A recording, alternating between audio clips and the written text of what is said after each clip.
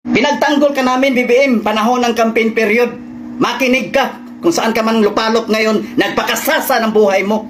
Mga Chinese, sumuporta kay BBM during the campaign period.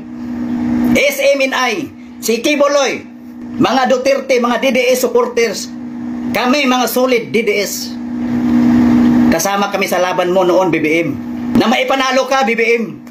Nakipagbardagulan ako dito sa social media regardless na maban ang FB page ko para lang maipanalo ka, BBM. Ha? Munti ka na kami makipagtsukan sa daan during your last agenda sa Paranaque. Munti ka na kaming jung dahil mayroon kami ko sa bayan doon na mga lini. Pinagtanggol ka namin, BBM, panahon ng campaign period. Makinig ka kung saan ka man lupalop ngayon, nagpakasasa ng buhay mo. Namamasyal ka lang, palibhasa, hindi mo nararamdaman ang mga paghihirap naming mga Pilipino. Kahit nga NFA na bigas ngayon, pumapalo na sa 50 pesos per kilo, ano yun? It's a joke? You keep wondering sino ako, lumalabas ako ngayon. Dahil hindi ko na matik yung mga pinagagawa nitong BBM administration. Sobra na. Umutang sila ng trilyon-trilyon na pera, pero saan? May nakikita ba kayong project? O kayo mga bias na mga vlogger na mga bayaran, suhulan ni Lisa Ahas, ilatag ang project ni BBM, mag 3 years na. Mag 3 years na si BBM, may project. Ilatag nyo. Yung nagamit ng taong bayan, ha? Yung napakinabangan ng taong bayan, in general. Even Amy Marcos, sarili niyang kapatid, hindi masikmura. Kabayan, gising tayo.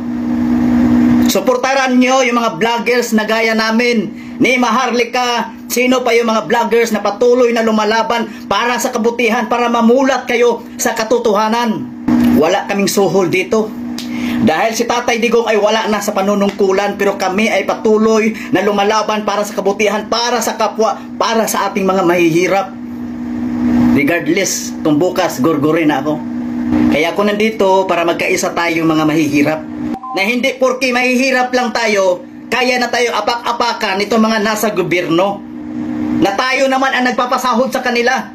Tayo ang nagpapakain sa kanilang pamilya. Ang pinagkaiba nga lang, yumaman sila dahil sa nakaw. Dahil sa mga pangungurap nila. Tama? Samantalang tayo namumuhay tayo ng patas. Diba? Nakakalungkot isipin, mga kababayan. Nandito ako, nagbuhis ako ng buhay para sa inyo. Lumalabas ako dahil alam ko na napanghinaan na ng loob ang ibang mga vlogger na kagaya ko na pumanig sa kabutihan. Dahil may mga death threat na. May mga banta sa kanilang mga buhay. Ito yung mga kapwa natin Pilipino na isang kahig, isang tuka. Namumutla sa gutom, nanginginig sa gutom. Yun ang mga nakikita ko sa daan na hindi ko kayang matik sa sarili ko na grateful pa rin tayo na nakakain tayo ng tama araw-araw. Nandito ako hindi para sa sarili ko, para dito sa mga tao na to na sobrang naghirap sa buhay. Dahil duman ako sa pagiging ganun, palaboy sa daan, walang makain, nanginginig sa gutom. Sana tulungan ka, ipalaboy ka wala kang kwenta sa lipunan. Pero ang palaboy na yon ay nasa harap nyo. So yun po, napakinggan natin. Gumamit siya ng mga term na palaboy, may hirap. Ako po, hindi po talaga ako na humahanga or hindi ako nagbibigay ng simpatya dun sa mga tila nag-a-appeal sa emosyon ng mga viewers, no? Appealing to the emotion of his viewers. Yun po yung ginagawa niya Ang dami niyang sinabi about dun sa mga proyekto ni PBBM. Hinahanapan niya ng proyekto si PBBM, ano? Mamaya ipapakita ko po sa inyo yung ilan. And then may complaint din siya doon sa pagpunta ni Pangulong Marcos Jr. sa ibang bansa, no? Masyado silang negatibo patungkol sa travel abroad ni Pangulong Marcos. Para sa akin, sa pagkakaintindi ko sa mga sinasabi nila, parang nagbabakasyon lamang, nagtatravel, nagpapakasaya ang Pangulong Marcos pag ito'y magtatravel sa ibang bansa, no? May nagpapakasaya ba or nagtatravel, no? Nagtatravel na parang turista? Meron bang ganun na nakikita yung Pangulo ng Amerika, kasama yung Pangulo ng Japan, nakikipag-meet sa iba't ibang Pangulo, nakikipag-usap, no? About investment, about diplomatic relationship, about trade, no? about sa iba't ibang issues na may kinalaman ng bansa natin at problema sa bansa natin na pwedeng masolusyonan sa tulong ng ibang bansa, no? Meron bang ganun na nagta-travel, nagbabakasyon, na nagiging turista? Di ba wala? Yung pagpunta naman ng Pangulong Marcos sa ibang bansa ay may kinalaman sa trabaho niya. Pero ang dating sa kanila ay tila nagiging turista lamang at nagbabakasyon lang o nagpapakasarap ang Pangulong Marcos Jr.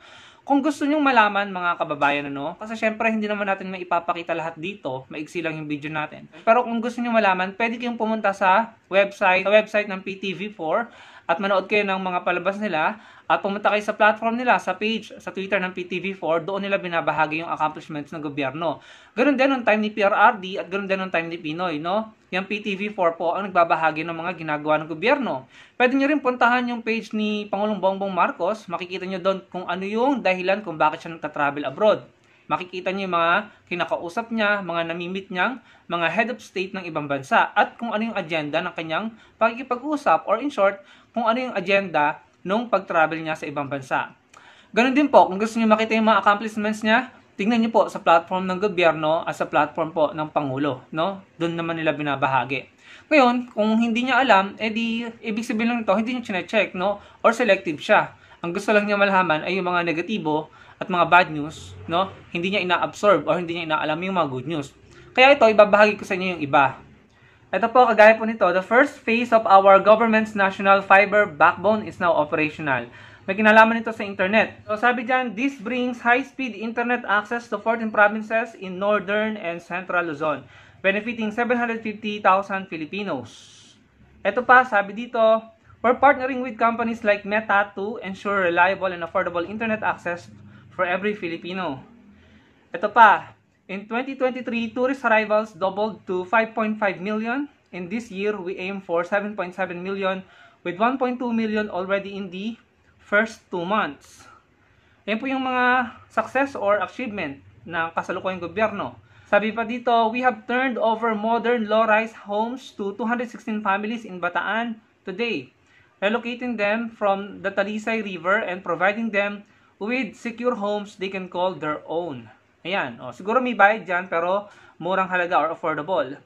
And then ito pa, we continue to fulfill our pledge to empower Filipino farmers by distributing 4,724 titles to 2,797 agrarian reform beneficiaries in Negros Occidental.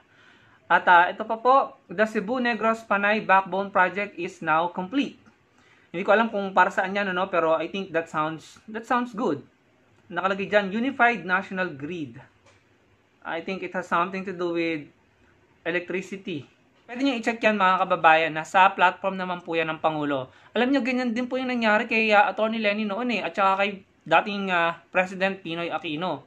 Ang in-amplify ng mga troll, ng mga bad vloggers, ng mga, alam nyo na, black propagandists, ay yung mga bad news, no? Walang nagsishare masyado ng mga accomplishments nila, yung mga ginagawa nila.